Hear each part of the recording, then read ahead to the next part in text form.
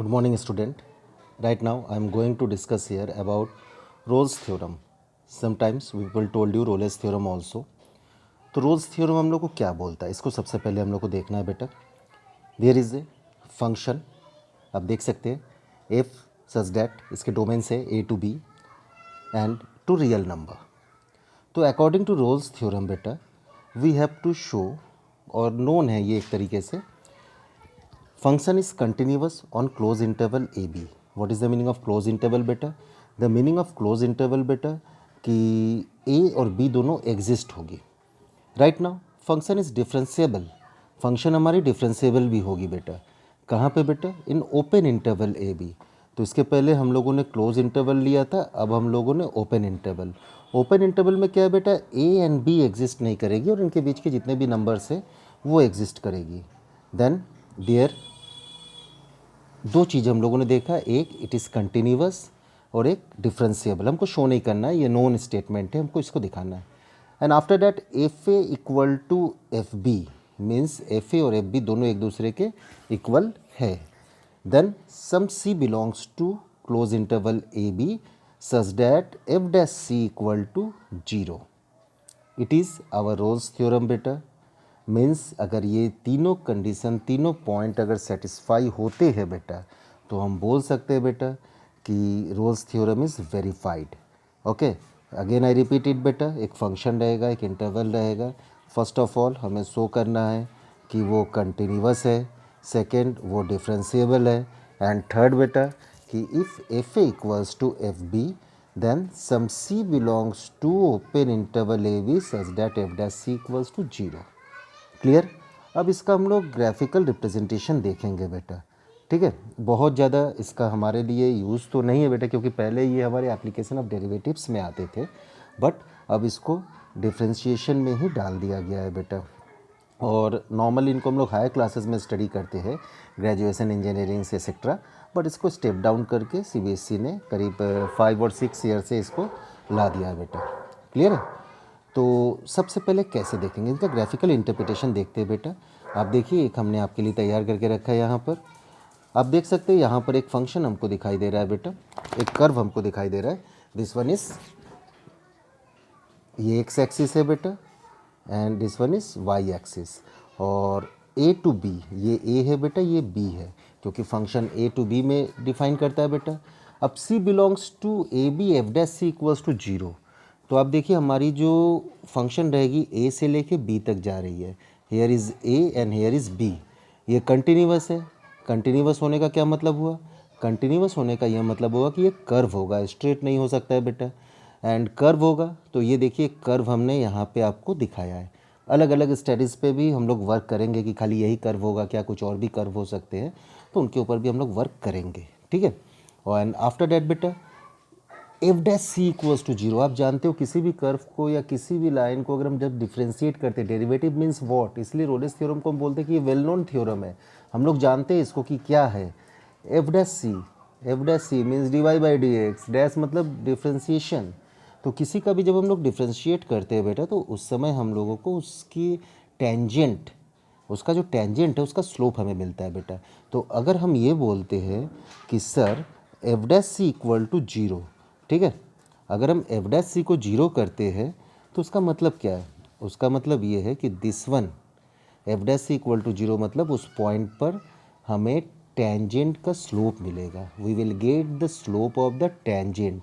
तो बेटा अगर हम लोग टेंजेंट के स्लोप को अगर हम लेते हैं तो उस समय क्या होगा, अगर हम टेंजेंट के स्लोप को लेते हैं तो देन वो 0 हो रहा है. तो 0 किसका स्लोप होता है, तो 0 जो स्लोप होता है बेटा, this one is the slope of, 1 second बेटा, होल्ड डाउन, रोटेट हो गया.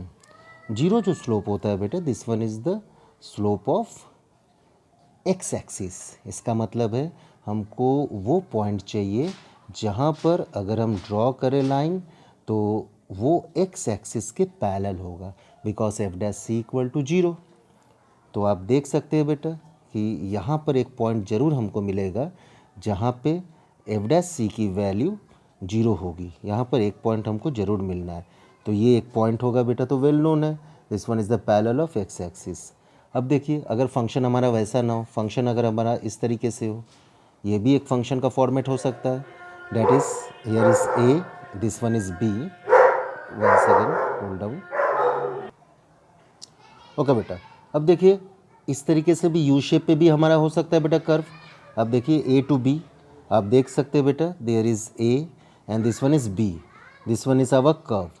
तो इस कर्व के अंदर एफ डैश सी जीरो, मतलब कोई ना कोई एक पॉइंट ऐसा होगा जिसका टेंजेंट हमारे एक्स एक्सिस के पैरेलल होगा।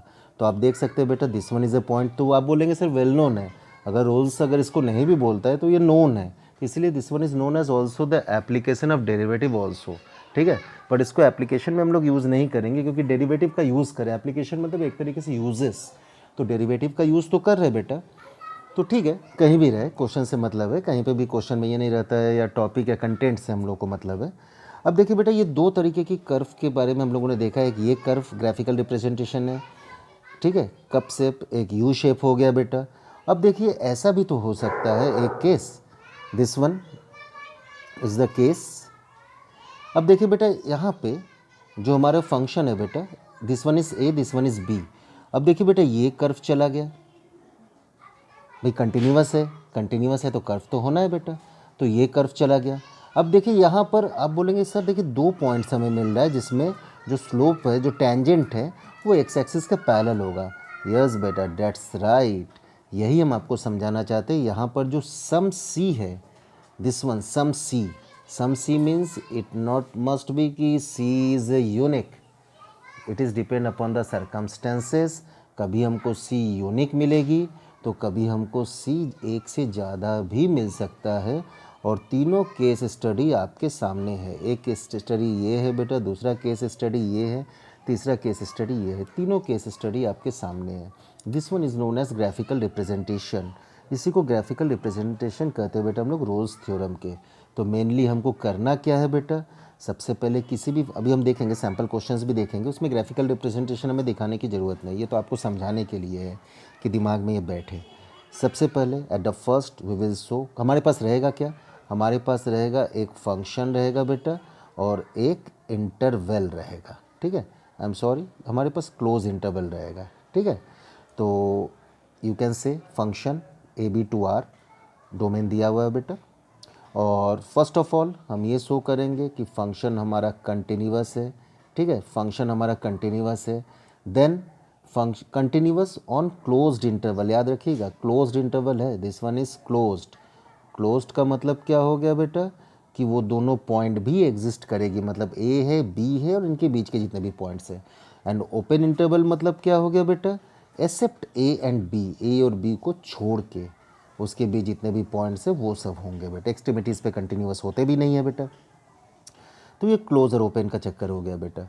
तो पहले हम कंटिन्यूअस दिखाएंगे क्लोज पे, फिर डिफरेंशिएबल दिखाएंगे ओपन पे, then F A equals to F B, ये होगा, अगर ये होगा तब हम मूव अप करेंगे बेटा, आगे बढ़ेंगे। Some C belongs to open interval A b for this F dash C equals to 0।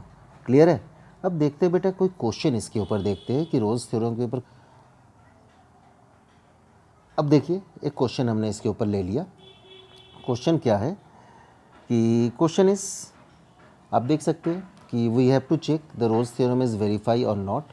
और एक क्वेश्चन हमने ले लिया यहाँ पे y equals to X square plus two and we have to check in the interval close interval -2 to 2। Okay, तो यहाँ पे ग्राफ ड्रॉ किया गया आपके लिए, मगर ये ग्राफ दिखाना कोई भी ज़रूरी नहीं है। फर्स्ट ऑफ ऑल अपने लॉजिक के हिसाब से हम चल रहे हैं, तो हमने क्या दिखाया बेटा, देखिए function is continuous on close interval -2 to 2। Function obviously all the polynomial function is continuous function. Function is differentiable -2 to 2। अब कंटिन्यूअस है तो डिफरेंशिएबल दिखाए है बेटा, मगर कोई ज़रूरी नहीं कि every continuous function is differentiable, but यहाँ पे वेल नोन आप दिखा सकते, कोई भी शो करने की ज़रूरत नहीं है, ठीक।